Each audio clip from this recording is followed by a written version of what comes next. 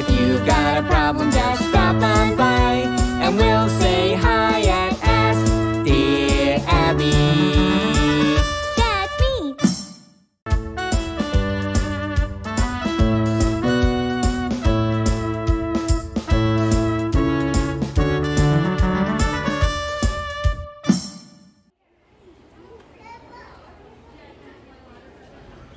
All right, next up is the groundhog exhibit.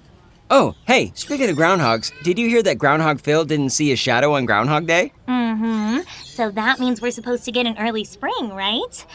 I don't know, Phil. Still seems a little too cold to me. Hey, I trust Phil.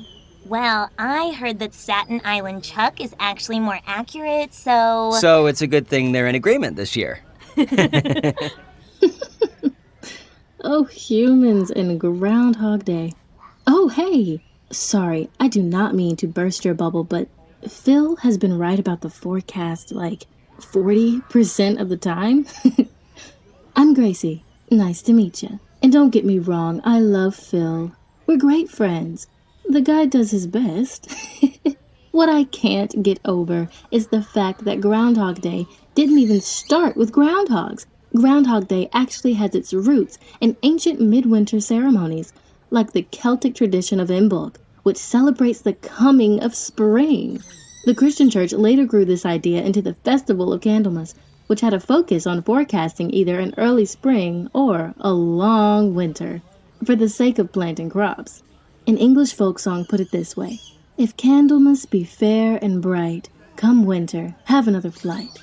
If Candlemas brings clouds and rain, go winter and come not again." But still no groundhogs. Well, Germany put their own spin on Candlemas and decided to have animals help predict the weather. Groundhogs, you may ask? Nope. Hedgehogs. If a hedgehog saw its shadow, there would be 6 more weeks of bad weather, according to German lore. So how did we end up with groundhogs? Well, when German immigrants came to the United States, there were no hedgehogs. But you know what Pennsylvania had a lot of? You guessed it, groundhogs. And there you have it. Groundhog Day was born, with the first celebration that we know of happening in the 1880s. Sorry, hedgehogs. I think Phil enjoys the fame a little too much to step down anytime soon. Now, will we really have an early spring, like Phil said? Maybe keep an ear out for what the meteorologists say too. Later.